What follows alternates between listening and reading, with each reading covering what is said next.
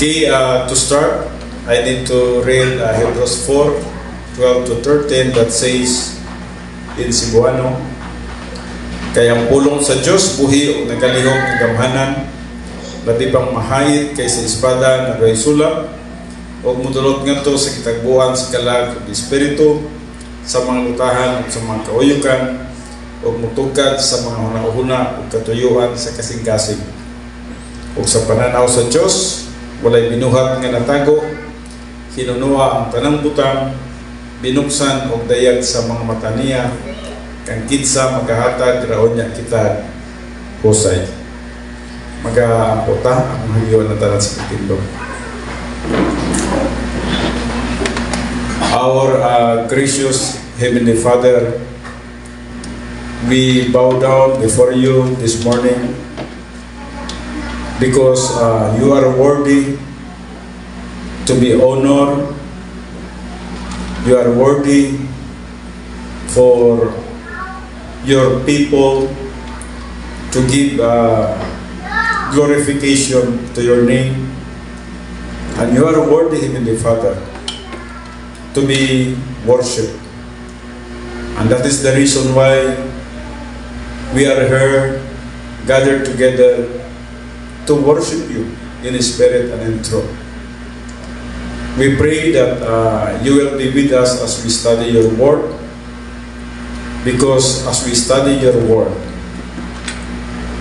we will get some benefits out of it sa among adlaw-adlaw nga pagkinabuhi. Thank you for the teaching ministry of God the Holy Spirit to all of us, and even helping your servant. I recognize that I am just limited in wisdom and knowledge, but I just commit this time unto you. And thank you that it is the Holy Spirit who will be the one to speak to us this morning. And this I ask in the most precious name of Jesus, our Lord and our Savior. Amen. Well, it is really God's purpose in our lives, no? That we will experience faith-rich life. And when I say faith-rich life, meaning that we will enjoy the blessings of life that He has bestowed upon us. Since we still have life, God still have a purpose to us. And God wants us to experience a happy life. A happy life will only be experienced when a person is in fellowship with God. So God wants us to be always happy, no? Kung dili man ka malipayon sa imong kinabuhi, ato na problema din na, no? Kaya ang kabubuton gyud sa Dios nga magmalipayon gyud ta kanunay. And not only that God intended us to be happy always, but also to be peaceful. Aduna tay kalinaw sa sunod sa itong kinabuhi. Calm, relax, and joyful moment. So, ang usa ka kinabuhi sa usa ka magtutuo, kung absent kining mga butanga, kining happy life, peaceful life, calmness, tranquility, relaxed mental attitude, joyful, and hopeful for the blessings of eternity, we miss the blessings that God intended for us. So our subject for today talks about how to have this, no? Ang atong pagkatunan karon mao kini unsaon nato pagkakaplag sa kalipay, sa kalinaw, sa pagkakontento sa atong kinabuhi sa gitawag nato dili pagkabalaka o kini atong matunan pinagi niining faith-rich life.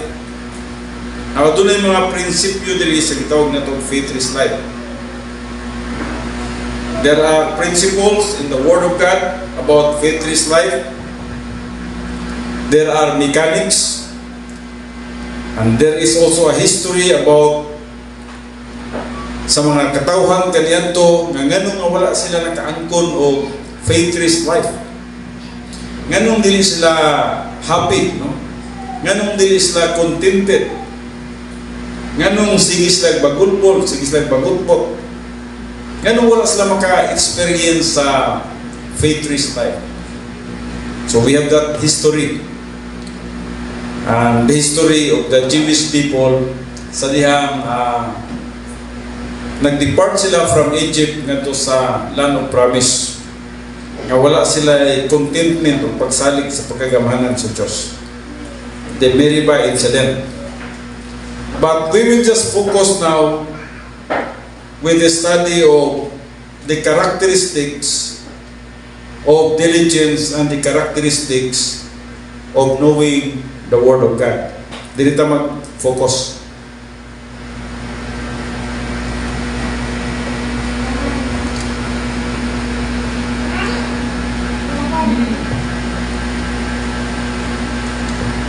The characteristics of diligence and the characteristics of knowing the Word of God. So the characteristics of the faith-rich life, we will find this in Hebrews 4:10 to 16.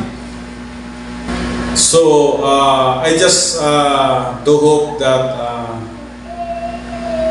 this subject will really help us to attain the purpose of God why we are still living today. No? God's purpose, ang katuyuan din sa Diyos sa atong kinabuhi, nga mag-enjoy kita nining kalibutan. Magmalipayon kita nining kalibutan. Maginay katuyuan sa Diyos sa atong kinabuhi. Malinaw kita, aduna kita'y kalipay, kalinaw, contentment, relaxed mental attitude. Gusto niya nga matagamtaman kini kanato kinabuhi nga malipayon. Now, the characteristics of diligence. In verse 11 sa Hebrews 4, it says, "Let us labor therefore to enter into that race." Na-word din nga labor. Sa English, gitawag siya diligence, no? Or ispudazzo or espudo.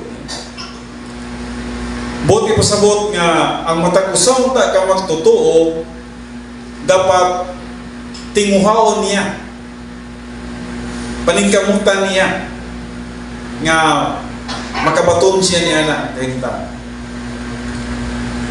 nga dili unta siya ma-sidetrack sa mga pamagi sa atong kaaway. Kaya ang pamagi sa atong kaaway is opposite sa pamagi sa Diyos. Ang pamagi sa atong kaway, gusto niya nga watay kalinaw, miserable ang kinabuhi, kagubot, walay paglaom, wala tanan, no? Muna ipamagi sa atong kaway. Gusto niya nga i-destroy kita sa atong spiritual life. Opposite sa purpose sa Ginoo. Ubusan din sa verse 11, "Let us labor, therefore to enter into that race, lest any man fall after the same example of unbelief." Usa ka makaluluoy para sa usa ka magtotoo nga dili siya mahatumpawak sa pikas nga side. Kini niyang kakulang sa pagtuo, pagsalig diya sa Diyos. Nga dili siya makatagamtam sa tinuod nga plano sa Diyos sa iyang kinabuhi nga mao ang pagkabaton o kalipay, kalinaw, contentment, no? Pailo, pagkamaayos sa iyang kinabuhi. Spurgeon translated labor should more accurately be rendered diligent. Now, ato na ning itudaan sa milabay ang word nga diligent, ikuha usab gyapon kini siya actually sa word nga ispulatso or eagerness, no? The writer is inviting all Christians. Kitang tanan, no?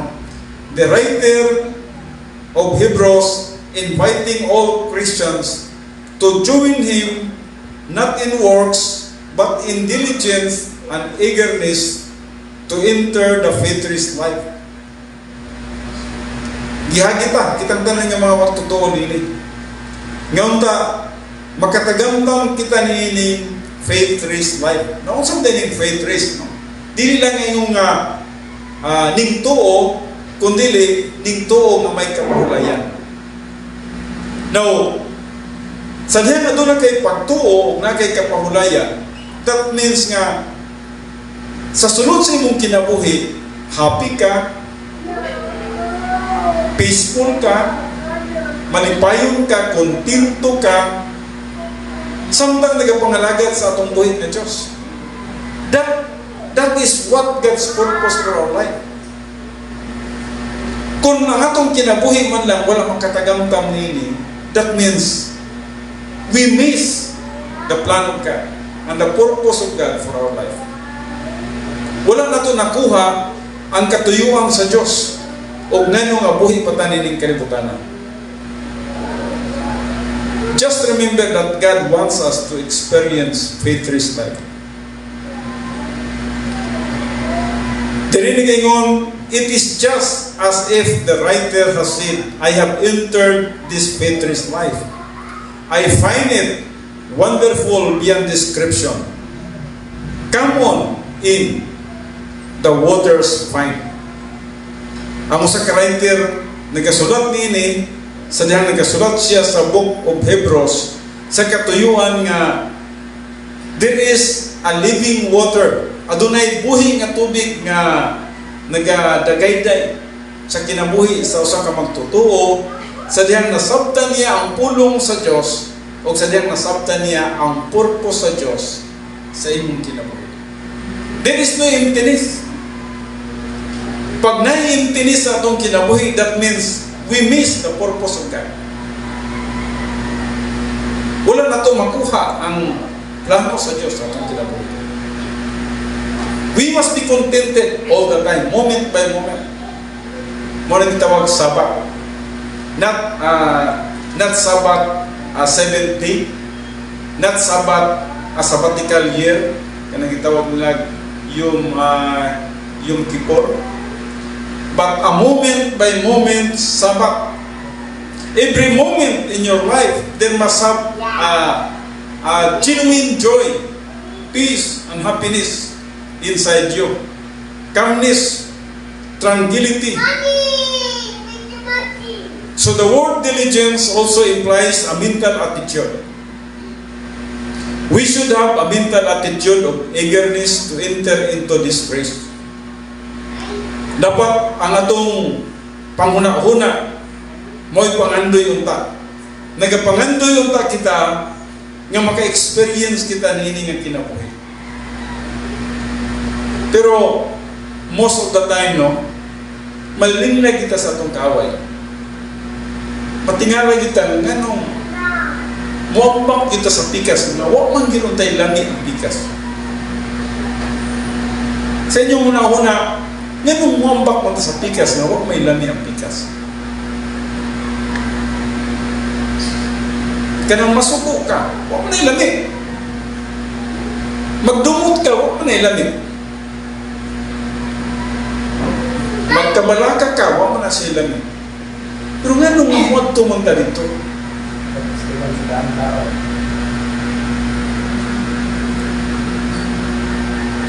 tungod kay atong pasanginan na po ng atong old signature. Yes, not the old signature. But we should not be biased. Kay kini gisulat sa tuwa sa katuyuan nga kita maka-experience unta sa kinabuhi ng kalipayon. Kinabuhi nga diin matagamdaman nato ang pagpakig-fellowship kauban sa Dios. That's why gisulatan kita nini sa katuyuan nga kita unta maka-experience nini. So we should have a mental attitude of eagerness to enter into this race. This should be the most important thing in the world to us. Do unsuccessful atong nakita bisan man gani kini si Ponce de Leon usa ka unsuccessful nga diin siya ang advocator sa gitawag nato the fountain of youth atong nakita. But atong nakita he is eager. He is eager nga unta ang tao magpabilin nga patanon.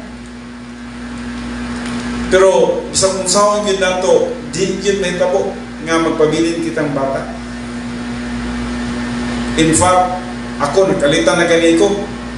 Wag nasa isip na mo itong panahon nga nagdodula pa kong julin, dodula pa kong plastiko, nga karon senior na day ko. Diligit na ito mapugan ang atong edad. No one can really control sa atong edad. Di na ito kaya mag-control ang atong edad. So muna si Ponce de Leon, 15th century, naga-advocator siya niini, nagapangita siya pamagi o kung saan nga ang tao magpabilin nga bata. Lagsik, himsok, walay sakit. Kay kung tigulang na ta kasaya, pangagsam na tigulang nung walay sakit, siguro ang inyong sakit, dili pareha sa akong sakit. Siguro ang ako at tuhod, siguro ang inyong kasing-kasing. Siguro ang inyong high blood, ang uban, siguro diabetes. So, sa nagdagan ang atong panahon, nag-deteriorate ang atong lawas. But, ikaguol ba na ito na kung mag-deteriorate ang atong lawas? Natay kanta din ha, because he lives kaganina.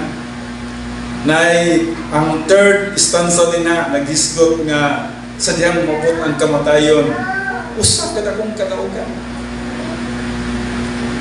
Makita na nimo ang himaya sa Diyos by that time. That's why wala kita ginatunduan sa pagkahadlok sa kamatayon. Amok nagatundo pa po ninyo diri nga mahadlok sa kamatayon.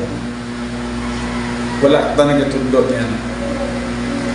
Dapat kung wow na ta sa Ginoo, we must be more excited. Kumana ang atong trabaho sa iyo. Pero kung napay purpose ang Diyos atong kinabuhi, mo nang one day at a time, gamitay gina siya para sa kahimayaan sa atong buhay ng Diyos. So, kini si Ponce de Leon, unsuccessful ni siya. Hangtod karon wala gyud tao nga nakadiscovery nga ang tao magpabilin nga bata. Siguro, kamo unsay edad nga gusto ninyo nga magpabilin mo? Siguro, gusto niyo permanenteng 30? 30 siguro, no? Kaya murag bata na po pareha pong chisit. Murag di po mo nga, murag bata na po pareha pong chisit. So siguro ka ng 30. Murag tama-tama na na. Wala pa kayo sakit niya na. Lagsik pa ka niya na. But in eternity, gina-promise na siya sa Diyos. It is more than that. Wala na tayong balatian dito. Wala na tayong kamatayon dito. Wala na tayong mga paghilak dito. Wala na tayong kagunaanan dito. Maulagi na. Sumala pa sa atong Sunday School kaganina, kinahanglan mag-walk by faith. Not by sight. Dili sa mga butang na itong makita nining kalibutan. So, suppose I told you that 100 faith behind this church. Panalitan mo, sulti ko sa inyo ha. nga 100 feet below niini nga simbahan na tubig dito nga nagatubod. O ang tubig nga nagatubod, kung imong imnon, maghatag kanimo og kaladsik o maghimo kanimo nga magpabiling bata.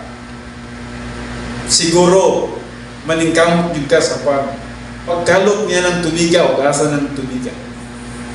Magiging eager jud ka, magapaningkamot jud ka nga imong mainom o makalot ka ng tubiga kung panalitan tinuod man ka na.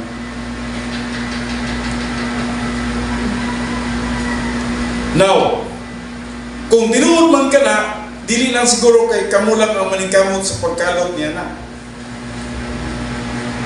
Pati pa itong mga ubang nga nakadungog, maningkamot sa nagkalot o mutabang sa inyo ha. So, the water of which I drank, if I drank, will guarantee that you can revert to the age you desire. There would be a lot of people out digging if they were absolutely convinced that what I said was true. Kasi ang tao gusto yun mga magpabilin nga bata. Then suppose I added that in order to dig, you must have the correct mental attitude. Dapat insakto ang imong panghuna-una, dili mali imong motibo. That of diligence, let us be diligent and go seek the fountain that gives us the age we desire. Siguro inana no? Igir ka, ispunatso, magapaningkamot ka, sa dihang makita kung makadungog ikaw nga adunay milagro nga tubig nga nagatubod sa ilalom nini nga simbahan. So I have no doubt that everyone would rush out and start digging because of the right mental attitude. So you do not mind digging, you do not mind getting your clothes dirty, di ka nagahuna-huna na, you would not want to dig under ordinary circumstances, but now you are eager to dig because you have a great objective in mind. Ay mo panguna-una nga kinahanglan makainom jud ko ining tubiga kana kung tinuod man lang.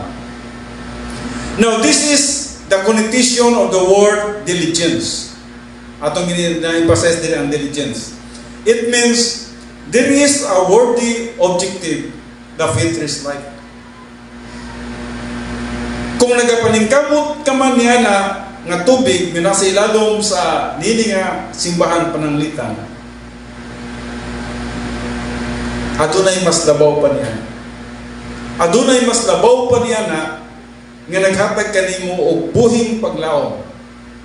This objective is so wonderful that once you obtain it, you will never want to leave it as long as you live.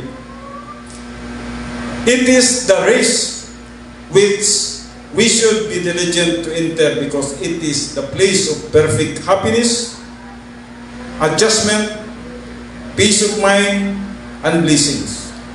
Muli ang dapat nimo nga tinguhaon karon. Nga dapat maangkon nimo ang perfect happiness, genuine joy, contentment, peace, and blessings nga gisaad sa Dios nga ni kanato. So this verse continues, lest any man should fall after the same example of unbelief. Those in the past failed to enter simply because of unbelief. So we must not follow their example. Dili ta mosundog ngadtong mga Israelites nga wala sila makaangkon og pagkatagamtam nining tinuod nga kalipay, tinuod nga kalinaw, tinuod nga pagkakontinto sa kinabuhi tungod kay nakulangan sila sa pagtuo. Wala sila pagtuo. In fact, nangamatay sila sa wilderness. Now, let us go now to the characteristics of knowing the Word of God. The characteristics of knowing the Word of God. Knowing the Word of God is one of the most important characteristics of the faithless life. Dili ka pwede makabaton og faithless life without understanding the Word of God. Balikon ako. I repeat, knowing the Word of God is one of the most important characteristics of the faithless life. You cannot have faithless life without the Word of God. You cannot have faithless life without diligence to study the Word of God. Mo bitaw na nga usahay, magkana ko, mag-study ko, 1 week akong ibalik-balikan o basa ang mensahe para sa Domingo. Balikan akong buntag, sig nabasa na ako, pagkagabi, balik ko na po na akong basa. Just to digest the Word of God. And prepare it para nga akong mapakaon sa inyo. Dili siya kanang gitawag ninyo og fast food. Nga giluto karon kaon dayon, hungit dayon. No. I read it many times.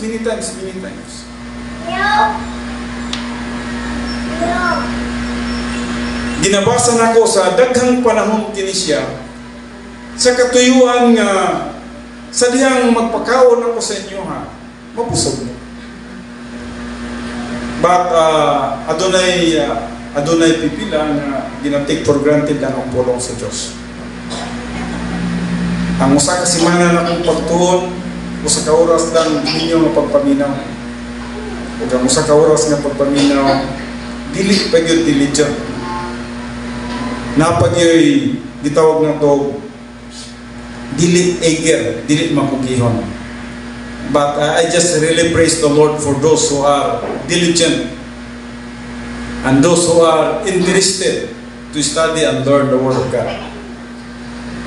Now, this is living in the Word of God. There can be no faithless life apart from knowing God's Word. Di ka makapahulay. Ayaw katingala o ganong miserable ang imong kinabuhi matag karon og punya. Do not be surprised why you are so miserable. If you do not know the Word of God, do not be surprised. Why there is miseries in your life? Discontentment, complain, meriba, hatred, there is anger, arrogance. Hindi ka dapat ma-surprise niya na. Why?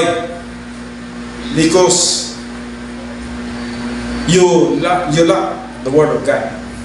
Faithless is not a certain feeling you get, but having the Word as the object of your faith in the spiritual life. Verse 12 brings into focus this very vital factor in the faithless technique. Now let us go to verse 12.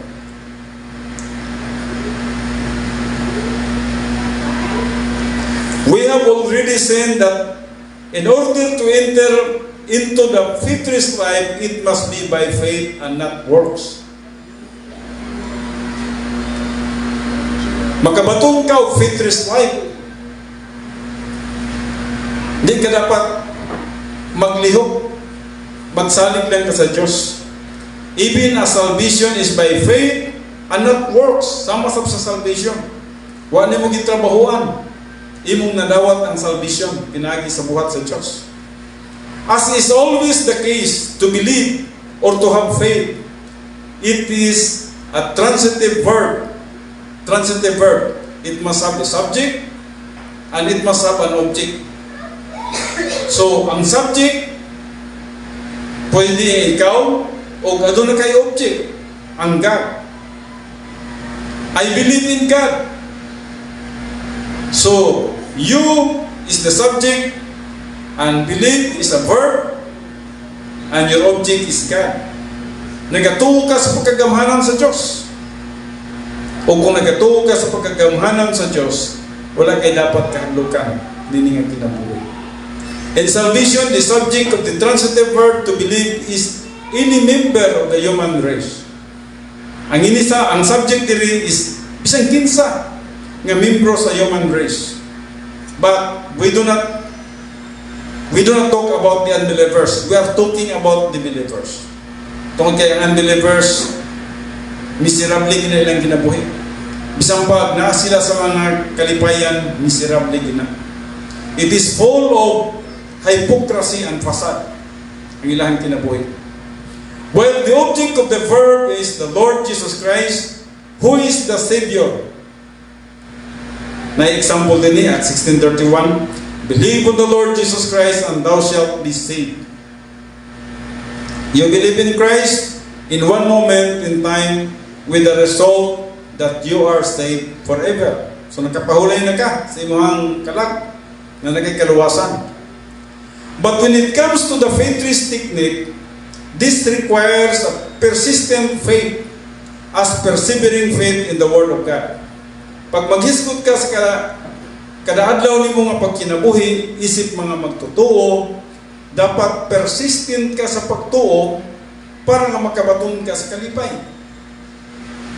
There is no happy life without faith trees. There is no Sabbath. There is no moment by moment rest. Nakapahulay ka ba? Kung mangutan na ta sa itong kagalingon, nakapahulay ba ta? Siguro wala, no? Murag libog ang atong isip. Daghan ang guna-una, daghan nga pangandoy, walay dili kalmado, dili relax, walay peace, walay tranquility. O kung kana ang atong kinabuhi, mabutan kita sa pagbalik sa Ginoo. Mabutan ta sa pagbalik sa Ginoo, nga wa kita nag-enjoy sa atong life.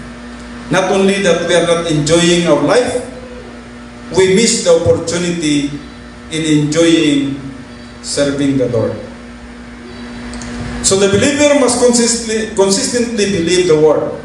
But you cannot consistently believe the Word until you know the Word and understand it in its various components. For example, you need to understand the Word in its historical context, the dispensations.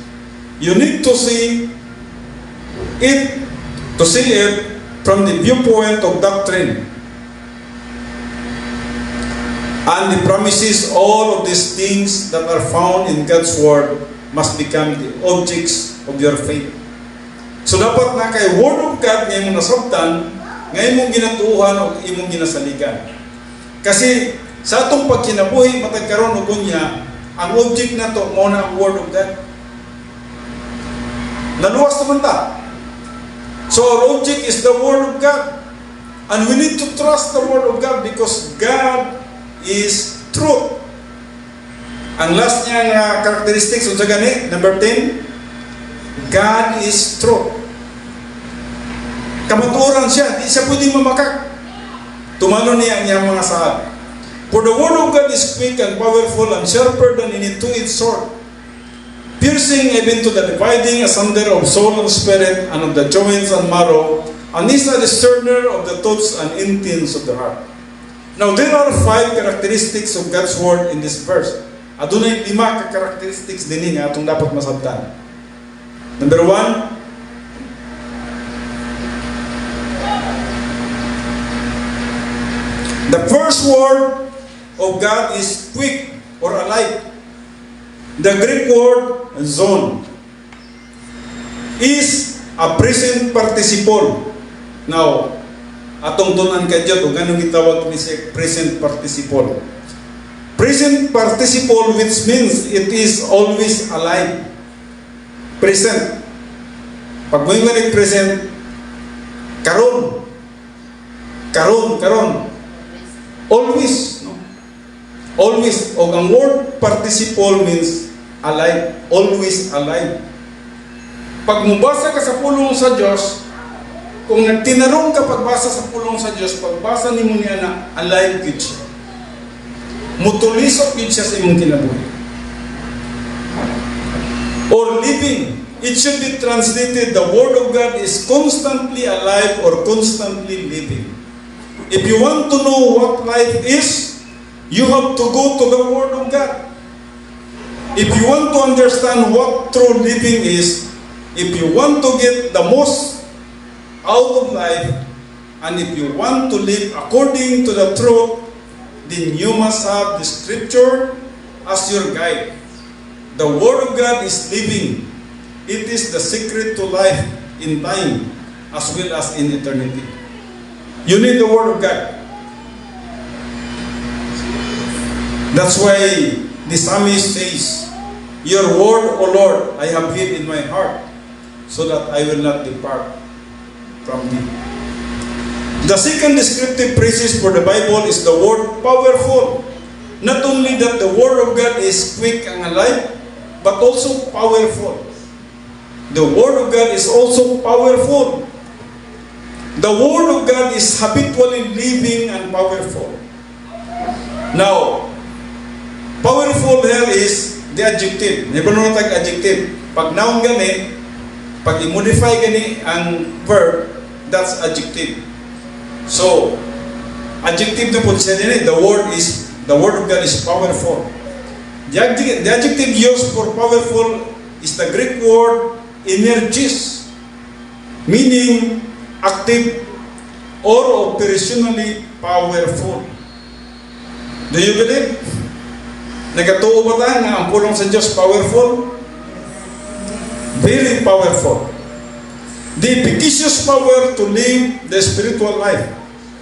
Just as the secret to life is found in God's Word, so the secret to spiritual dynamics or operational power is also found in God's Word. Mahimo ka nga dynamics, mahimo ka nga powerful when you have the Word of God in your soul. Therefore, we must believe the Word of God, apply the Scriptures, promises, and doctrines in order to have the divine operational power in our lives. Now, the third characteristics of God's Word is that it is sharper. Now, nindot kayo ni siya. The third characteristic of God's Word is that it is sharper than any two-edged sword. Nganong kahang isulti siya nga, ang pulong daw sa Diyos, mas hait pa sa espada nga duhay sulak. Mas hait pa daw sa espada nga duhay sulak. Isulay daw ni Duslak. Iduslak daw ni sa tao, makadulog ba ni dili. Ang espada, iduslak tao. Kapatay. Pero nganong ningon man ang pulong sa Diyos, hait pa sa espada nga duhay sulak. Now, atong tagsa-tagsahon kini siya. This word picture is very interesting. The Greek word used for sword is makaira. Ang sword nga gigamit diri is makaira. Now, there are many swords in ancient history. But ang gigamit niya diri is makaira. Though a very short sword, the makaira was one of the greatest inventions of the ancient world. Gikano ka nga makaira ang gigamit. To emphasize the unique aspects of this weapon, I must first describe the other swords already in existence in the ancient world. Kinahanglan atong matunan tong ubang nga klase sa sword. Nganong makaira man gyud ang isulat diri sa Biblia. Okay, atong tunan ng uban. Nganong dili man rompaya? Nganong mang dili man anakin, no? Now, one of the swords which was very impressive was called the rompaya. Ang pinaka well-known kayong sword sa unang panahon is kining gitawag rompaya. Naunsa man din ning rompaya? A broadsword usually 5 to 6 feet long. Sa ato pa, kung akong isulob ang sword, ibutang na ko sa akong likod, taas pa sa kuwa. Kay 5'4" ba ako? Na kining rompaya is 5 to 6 pa yan siya. Ito pala, pos kuwa, no? So, magsagid-sagid siya sa yuta. Kung nako'y kaaway, pertintaasagid siya.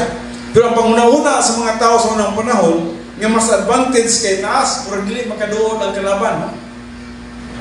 Pero nga nung dili rompaya ang gibutang sa Hebrews 4:12. Now, atong padayon no. A broadsword usually 5 to 6 feet long, with one sharp edge and a large double handle. It was first used by the Thracians. It was not worn in a scabbard, but carried over the shoulder or sometimes by two men. When the barbarians used this sword, they would have to rear back as it were, then come through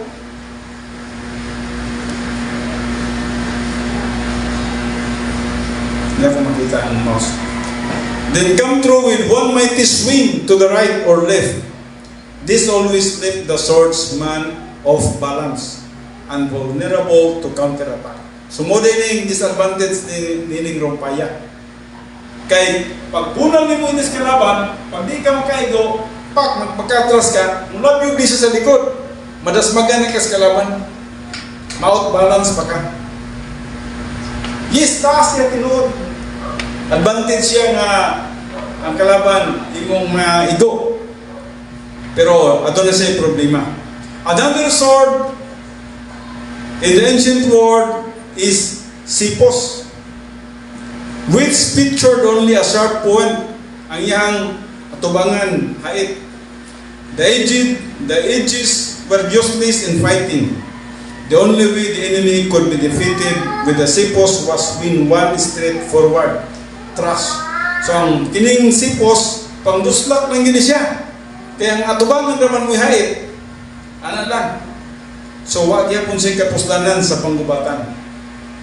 If the enemy rolled back, pitched, ducked, or managed to get out of the way of the thrust, the sipos swordsman was also left vulnerable to counterattack. So wala gihapoy kagamitan kining sipos. And the number 3 is akinakis. Akinakis is invented in Persia. Persia mo ng Iran karon. Was not a combat sword. Kining akinakis dili man pud pang kumbate, dili pang away. It had a dull point, dull edges, and was more ornamental than useful. Its handle was usually studded with precious stones, and therein lay its value. Finally, there was the dolon, maning ikalima. There was the dolon, a sword which was hidden or disguised in some object, such as a staff or a cane, and again, it had only one sharp point. So wala gihapon sa panggubatan, hindi gihapon magamit kining dolon. Now, in comparison with these swords, the Makaira was short. Mubulang kay di Makaira. 2 feet long lang siya. Mabita ng pag-isorod nila, dili lang sa gani, dili gani mabot silang tuhod. 2 feet long lang ang Makaira. Which meant that anyone could handle it. One did not have to be a physical giant, for it was light and maneuverable. Second, the Makaira never left the user off balance. So, dili ka ma-outbalance, dili ka ma-vulnerable. He could thrust, parry, or slash to the left or right without having to regain his balance. The secret to the Makaira was that it not only had a very sharp point, but both edges were also sharp. A picture that the other swords did not have. Some had one sharp edge or one sharp point, but the Makaira had it all. Hait ang tubangan, ang tumoy, hait ang pikas kilid, hait ang pikas kilid. O mano, kanang gitawag ng dali ni mong mamani-over. As a result, the Roman soldiers easily defeated the barbarians. With the Makaira, it was one of the most revolutionary weapons of the ancient world. So, mo nang ginagamit nila sa ilang panggubatan. Mo nang sa unang panahon, ang mga Roman soldiers, nagmadaogon yun sila nini. Now, ito nakita, ikumpara na to sa Rompaya, sa Sipos, sa Dulon, o bisa man sa kining anak, Akinakis, no? Kini silang upat, dili siya nindot para sa pagkumbate yun. And in fact, sa dihang ang mga Roman soldiers, nagkikumbati sa mga barbarians. Ang mga barbarians, pagkakita nila nga ang armas sa mga Romans, mubo lang kayo, hindi katawa nila.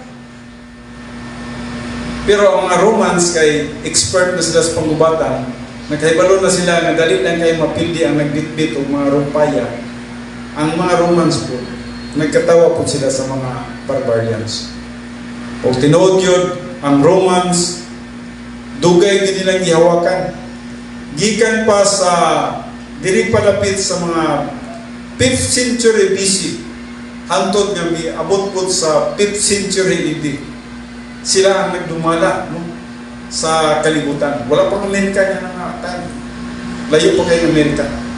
Ang Roma pa ang naghawd sa tibok ng kalibutan. Kining Africa, kining Carthage, kining Punic 1, Punic 2, Punic 3 nga gubat, mga Roma niya na. And then, gubat sa Gauls, idi na siya. Ang Roma niya po nang nagbalaog niya na. Kung sa ilang ginagamit, Makaira. O matingala kita, nganong Makaira ang ibutang sa Word of God? Why was the Makaira used to describe the Word of God? The Rompaya has but one sharp edge. The Bible does not consist of a point here and a point there. But every bit of the Scripture is valuable likewise. The Sippos with its little sharp point on the end of the blade was not an accurate picture of the Word of God. The ornate Akinakis was not used, for the Bible is not simply beautiful literature. Neither was the Dolon used, for the Bible is not hidden in its meaning. But the Bible is called here the Makaira because every part of this sword had a purpose.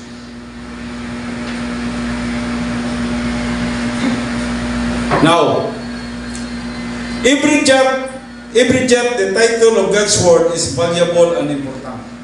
So, muning word ng Makaira. Bisag asa ka mo basa niini from the beginning to the end, makita nimo ang gamitan sa pulong sa Diyos sa atong kinabuhi. Every jot, munang word Makaira. Every jot ang title of God's Word is valuable and important. Every jot and title of God's Word is usable to us as Christians. The Christian who uses God's Word is never off balance. When you use the Word of God, you never off balance. Dili di ka ma-out balance. Pero kung dili ka mong gamit sa pulong sa Diyos, matingala ka, pagawas din mo dito. Miserable na po dahil mo ang life. Miserable ka na po. Nagkinabuhi na po kang kalibutanon. So, the Christian who uses God's Word is stabilized, which is one of the characteristics of the faithless life. You need to use the Word of God para makabatun ka of faithless life. One doctrine of the Word of God that can resolve every problem when applied to a situation is the doctrine of divine decrees. So dapat nasabtan mo ang divine decrees, like in Hebrews 13:8, Jesus Christ the same yesterday and today and forever. That means, why pagkausap si Jesus Christ? Kung adun naman sa mga saad, dili yun siya mausap. Iyag yung pagkatumanon. So this verse reveals us an aspect of God's essence, His immutability. When we focus on this attribute of God's nature, we understand God is always faithful. He never changes. He never lets us down. When this divine attribute is applied to a problem, we realize He is always faithful to His promises. Dili gid siya mo palyat sa saad. And this leads to a firm conclusion that He never lets us down, a rationale for mental stability and tranquility. Dapat natay mental stability ug natay tranquility, kalinaw. Now, the fourth characteristics of the Word in verse 12 is the Bible is piercing. Kining ikaupat niya is the Word of God is piercing. Gikuha sa Griego nga pinulungan, niomai. It penetrates. It is a sword that cuts deep. Sooner or later, the Bible is going to cut you to the quick. Let me put in this way: the Word of God hits all of us hard. Matingala ka, magkinabuhi gani ka na out of fellowship. The Word of God is piercing. Mo penetrate yun siya. Naagyo'y guilt feelings na mahitabo. Na'y misery na mahitabo sa inyong kinabuhi. Piercing in the Greek present tense indicates that it keeps on piercing Because piercing is also in the middle voice. Nasa sa middle voice. Kung sa man ang middle voice, we understand that when God's word pierces or penetrates, it benefits us. Morning middle voice. Sa diha magabasa ka sa pulong sa Diyos, bisan tinuod, nagabasa ka niya na nga para sa imuha na igo ka, pero nakabinipisyo ka niya na ang pulong sa Diyos. Giayon niya, gitanggal niya ang mga problema sa imong kinabuhi. He cuts the problems sa imong spiritual life. We understand that when God's word pierces or penetrates, it benefits us. This is the only time you can get slashed by a sword and benefit from it. Busa ang pulong sa Diyos, mudulog yun siya kung nasa imong kinabuhi. Sa diyang magkinabuhi ka na outside of God's fellowship, the Word of God penetrates.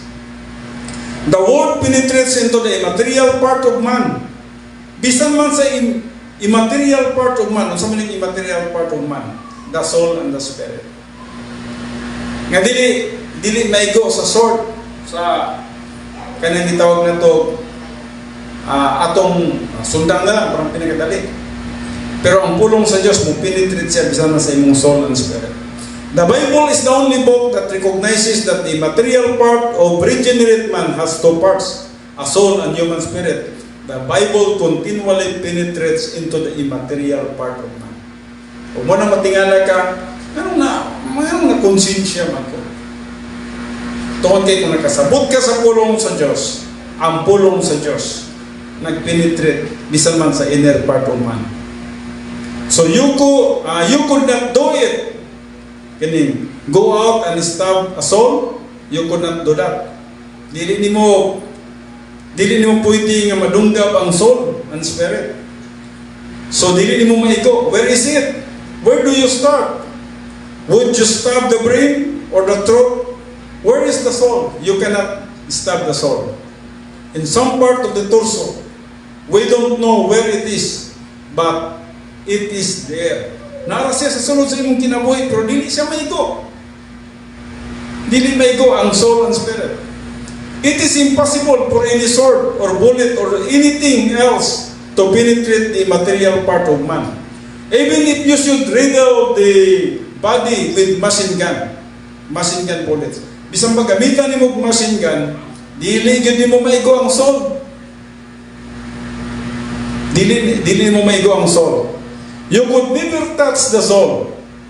That is what this word means. Morning buti pasabot ini, nothing else in the word can do it.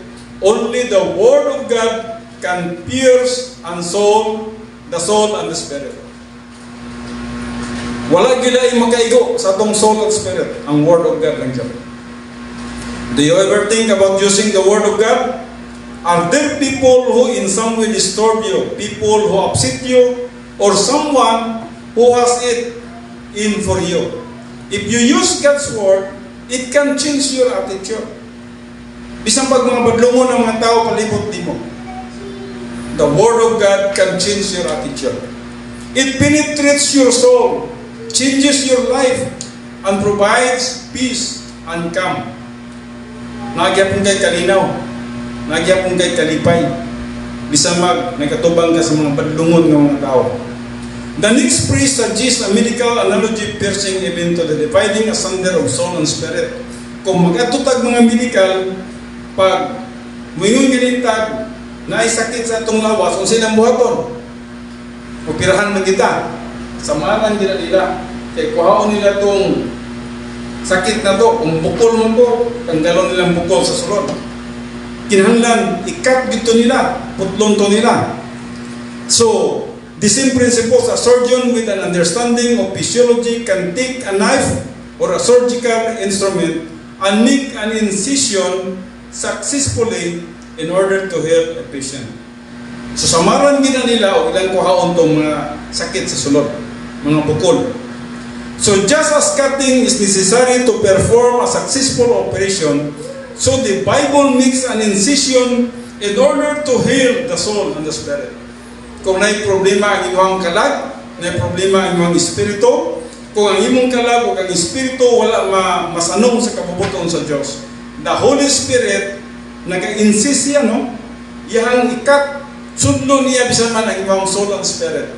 And then sa dihang ikaw willing nga mo-apply sa pulong sa Dios, iyang tanggalon ang mga unsa man to? Mga hatred, mga anger, tanggalon niya to, itong mga jealousy, dinasa itong soul and spirit, and then kamyuhan niya, say kamyuhan niya, peace, patience, calmness, tranquility. At that moment, you will be healed at that moment when you apply the Word of God. Sa diyan i-apply nimo ang pulong sa Dios, diyan ang panahon nga nagsalimuang imong pangisip. Maayo kadayon. That's the power of the Word of God. Just as cutting is necessary to perform a successful operation, so the Bible makes an incision in order to heal the soul and the spirit. So the final characteristics of the Word of God goes on to develop how it does this. Now, ang katapusan, hindi man tapos, the Bible is a discerner of the thoughts and intents of the heart. Just one verse, Hebrews 4:12. Adunay 5 siya ka characteristics nga dapat natong masabtan. And the number 5 is the discerner of thoughts and intents of the heart. Imagine that. Morning pulong sa Diyos. Pero makorek niya ang imuhang kinabuhi, ang imong mga motibo sa imong pagkinabuhi matagkaroon o niya. A discerner means he knows. A judge, someone who judges a case between two people. He is a critic and a critical judge. And that is what the Bible does for us. Mukorek din siya. Di naman niya gusto nga, kasi ikaw daw gusto ba nimo miseri mong kinabuhi? Gusto nimo nga miserable ka? Dili nimo gusto man. Gusto nimo malipayon ka, malinawon ka. So busa ang pulong sa Diyos nagakorek every now and then. And that is what the Bible does for us. The Bible constantly critiques us, and we should be thankful for its judgment. It points out the error of our ways so that we can recover, through rebound, get in fellowship, and use the resources God has provided. Praise the Lord! Salamat niya na. Now notice how the Bible judges. The Bible is a judge of our thoughts. People cannot judge our thoughts. Wala, dili ko pwede mahukom ninyo. Dili, wadyo ko'y katungod. Ang pulong sa Diyos, wala gid nagsulti nga maghinok man na ita. But the Word of God can judge your thoughts. The Bible is a judge of our thoughts. Although they can sometimes guess what we are thinking, na may mga tao no, nga magtagna-tagna sa una-una sa uban, usay makatagna, usay mali. But the Bible accurately makajudge sa itong mga pangunauna. So no one can consistently tell what anyone else is thinking, but the Bible is always a judge of exactly what we think. The Bible is a judge or critic of thoughts and intents. The word intents means motivation. Bisan man ang imong mga motibos kinabuhi, nabasa sa pulong sa Diyos. Does the Bible judge the thoughts and motivations of the heart, or the inner life, or the mind? If you are envious of someone, if you are jealous, if you are arrogant, if you are vain, if your motives are false, the Bible judges these motives. When we acknowledge the sinful thoughts and motives, the operation is performed. The sin is cut out. Putlon nyo na niya. Once na mo recognize lang ka sa imong sala, ayuhon ka yun niya. Ang hatred, kambiyohan niya o, kung saman, impersonal love. Ang fellowship is restored. Now, din sa tama ng atong pagtuon,